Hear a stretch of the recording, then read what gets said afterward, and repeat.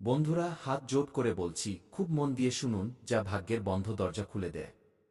আজ যিনি এটি দেখছেন, তার এখানে পৌঁছানোই এই ইঙ্গিত দেয় যে উপরে কোথাও অনেক বড় গণনা হয়ে গেছে। আমি গত কয়েক বছরে কত মুখ দেখেছি, কত হাতের তালু পড়েছি, কত চোখে ভয় আর আশা একসঙ্গে দেখেছি। কিন্তু আজ এখানে যে শক্তি অনুভব করছি তা আলাদা। এমন খুব কমই হয় যখন সময়, ভাগ্য এবং ইঙ্গিত একসঙ্গে এসে দাঁড়ায়। আর যখন এমনটা হয়, তখন শব্দগুলো আর সাধারণ থাকে না। ৫০০ টাকার ৩টি বড় বান্ডিল। শুনতে বাক্যটি ছোট মনে হতে পারে, কিন্তু এর ভার বুঝুন। এটি শুধু নোটের গণনা নয়, এটি সেই মোড় যেখান থেকে জীবনের দিক বদলে যায়। আজ পর্যন্ত যিনি শুধু গুনে গুনে খরচ করেছেন, যিনি প্রতি মাসের শেষে হিসাব করে ঘুমাতেন, যিনি টাকাকে কখনো স্বাধীনতা নয় বরং চিন্তার রূপ হিসেবে দেখেছেন, এটি তার জন্য একটি ইঙ্গিত। এত টাকা পাবেন যে প্রথমবার মনে ভয় আসবে যে এটি সামলাব কিভাবে। অনেকেই ভাবেন টাকা এলে সব সহজ হয়ে যায়। কিন্তু সত্য হল, বড় টাকা প্রথমে পরীক্ষা নিয়ে আসে এবং এই পরীক্ষা তাদেরই হয় যাদের জন্য উপর থেকে সবুজ সংকেত মিলেছে। যদি আপনি এটি শুনছেন তবে বুঝবেন যে এটি শুধু দেখার সংযোগ নয়। এটি সেই সময় যখন পুরনো কর্ম নিজের ফল দেওয়ার জন্য প্রস্তুত। আমি দেখেছি, যখন এমন ধনযোগ তৈরি হয় তখন তার কিছুদিন আগে জীবন অদ্ভুতভাবে জড়িয়ে যেতে শুরু করে। খরচ হঠাৎ বেড়ে যায়, মানুষ অকারণে বিরোধিতা করতে শুরু করে, মন অস্থির থাকে, ঘুম পূর্ণ হয় না। অনেকেই একে দুর্ভাগ্য মনে করে ভুল করে বসেন এবং সেখানেই সুযোগ হারান। কিন্তু যিনি বোঝেন তিনি এগিয়ে যান। আজ আমি হাত জোড় করে এই কারণেই বলছি, কারণ এই কথাটি মজা হিসেবে নেওয়ার নয়। এটি সেই সময় যখন আপনাকে আপনার শব্দ, আপনার চিন্তা এবং আপনার বিশ্বাস, তিনটিকেই সামলে রাখতে হবে।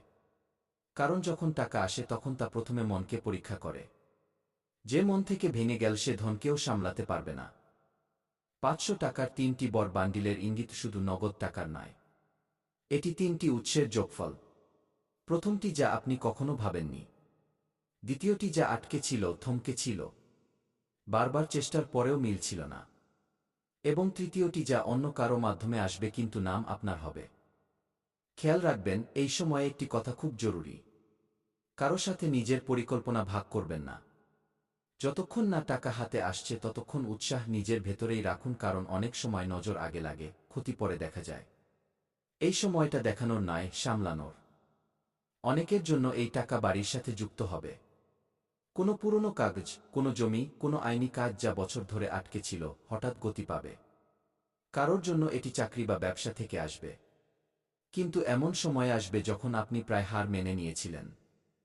এবং কিছু এমনও হবে যাদের জন্য এটি কোনো ব্যক্তির মাধ্যমে আসবে যাকে আপনি হালকাভাবে নিয়েছিলেন। এই কথা আমি অভিজ্ঞতা থেকে বলছি, যখন এত বড় ধনযোগ তৈরি হয় তখন প্রথমে ভয় আসে। মন বলে কোথাও এটি সত্যি না হয়, কোথাও এটি স্বপ্ন না হয়।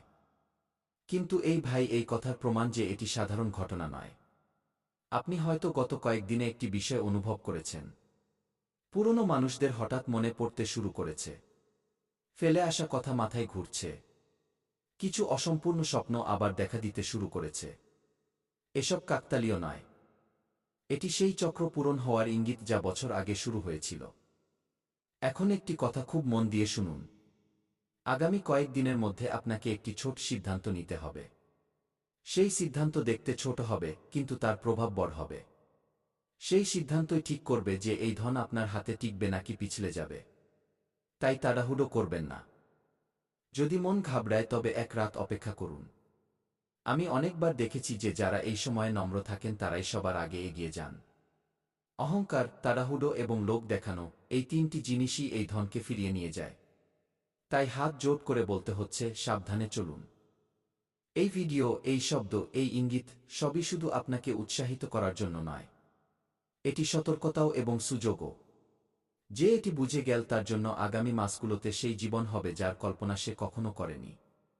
আর যে এটি হালকাভাবে নীল সে পরে বলবে, ইস, সেদিন যদি মন দিয়ে শুনতাম। এখনো খেলা শেষ হয়নি, এ তো কেবল শুরু। সামনে যা হতে চলেছে তা আপনাকে নিজেকেও চমকে দেবে। কিন্তু তার জন্য জরুরি যে আপনি পরবর্তী ইঙ্গিতের জন্য প্রস্তুত থাকুন, নিজের মনকে শান্ত রাখুন এবং ভরসা বজায় রাখুন। এবার একটু এই বিশেষটিতে মনোযোগ দিন যে এই ধন হঠাৎ কেন আসে। এমন নয় যে উপরে বসে থাকা শক্তিরা এমনিই কাউকে তুলে দিয়ে দেয়। এর পেছনে বছরের পর বছর সংযম, চুপচাপ সহ্য করা অপমান এবং সেই পরিশ্রম থাকে যার সাক্ষী কেউ দেয় না। আপনিও অনেকবার এমন অনুভব করেছেন যে আপনি সবকিছু ঠিক করছেন, তবুও ফল মিলছে না। সেই সময় অনেকেই রাস্তা বদলে ফেলেন। কিন্তু যিনি দাঁড়িয়েছিলেন, যিনি ধৈর্য হারাননি, তার জন্যই এই সময় আসে। ৫০০ টাকার ৩টি বড় বান্ডিল যখন জীবনে আসে, তখন প্রথমে বাড়ির পরিবেশ বদলায়। অকারণে ছোট ছোট কথায় উত্তেজনা বাড়ে। পুরনো বিশ্বাসগুলো উঠে আসে যেন কোনো পরীক্ষা নেওয়া হচ্ছে।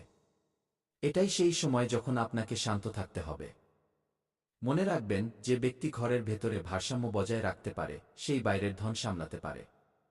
অনেকে এটাও দেখবেন যে যেমন যেমন এই সময় কাছে আসে, কিছু লোক দূরে সরে যেতে শুরু করবে।